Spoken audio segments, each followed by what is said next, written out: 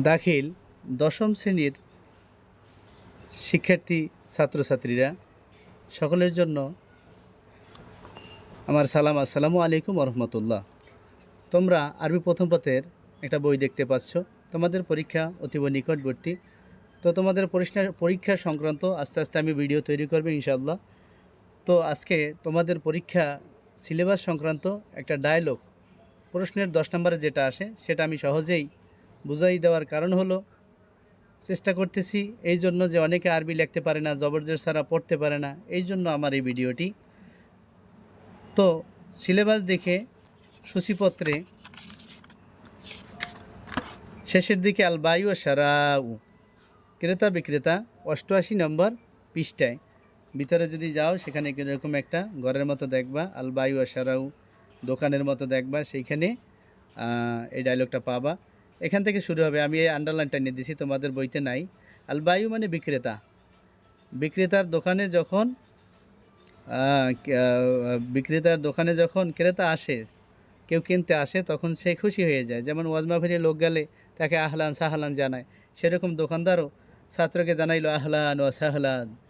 হ্যাঁ, এবার আর তলেব ছাত্র বলবে আমি আসছি, আমার একটা বই লাগবে, অভিধান লাগবে। উরিদু আমি চাই, মজামান আমার একটা অভিধান লাগবে। এতটুকু লেখলেই যথেষ্ট। যদি কেউ পারো মিং ফাদলিকা অনুগ্রহপূর্বক লেখলেও চলবে, আর যদি না পারো কোনো সমস্যা নাই।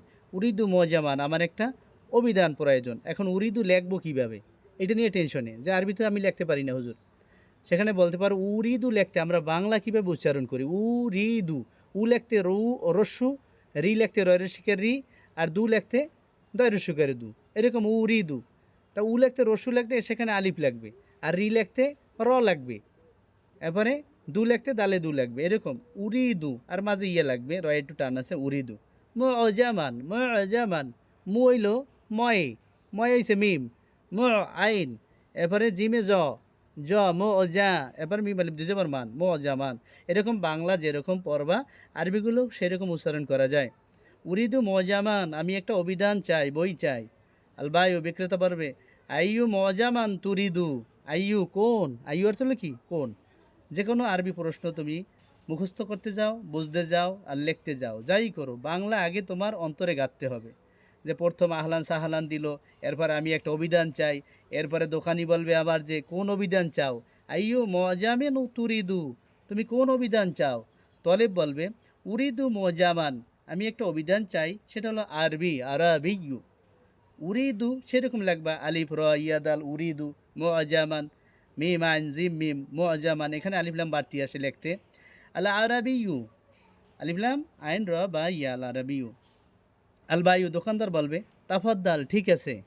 তাফাদ্দাল মানে কি, তাফা দোয়াতলাম তাফাদ্দাল, বাংলা বাংলা যেরকম উচ্চারণ করবা সেই রকম আরবিটাও লিখতে পারবা। তাফাদ্দাল, তা তা তয়ে তা, এখানে আরবিতে তা, ফয়ে ফা, আরবিতে ফা, এরপরে দোয়াত, এরপরে লাম, তাফাদ্দাল।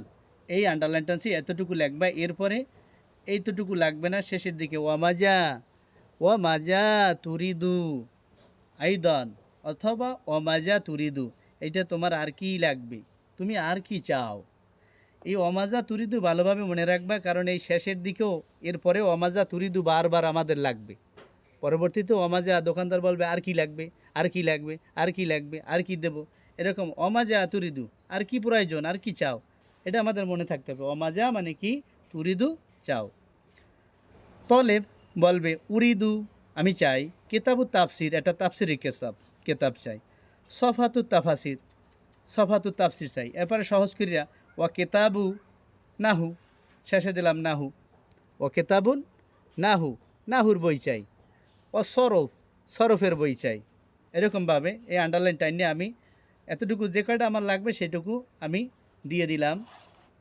পরবর্তীতে একুলের পৃষ্ঠায় আলবায়ু দোকানি বলবে তাফাদ্দাল ঠিক আছে, হাজিহি লও, সফাতু তাফাসির এই তোমার তাফসিরের কেতাব লও, এই নাহু লও, এই সরফ লও, সব দিয়ে দেবে। দেওয়ার পরে ছাত্রে আবার সে নিজেই বলবে আমার তো আরও কিছু প্রয়োজন, সেটা হলো কলম খাতা লাগবে আমার।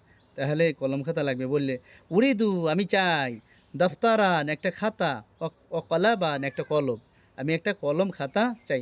এখন দাফতারান কেমনে লাগবা, দাফতারান, দাফতারন দয়াকারে দা ফ দাফ দয়াকার তা এরপর র এরকম দয়াকারে দা হইছে দালে এরপর ফা হইছে ফয়ে দাফ এরপর তা হইছে তয়ে এরপর র হইছে রয়ে এরকম দাফতারান ও কলামান কেমনে লাগবে কলামান বাংলা যেরকম বলবা সেরকম কফ লাম মিম লেখলেই যথেষ্ট। তো টেনশনের কিছু নাই, অক্ষরগুলো যদি তোমরা বারবার বলো তাহলেই তোমার আয়ত্তে এসে যাইবে, জবরজের যদি নাও থাকে।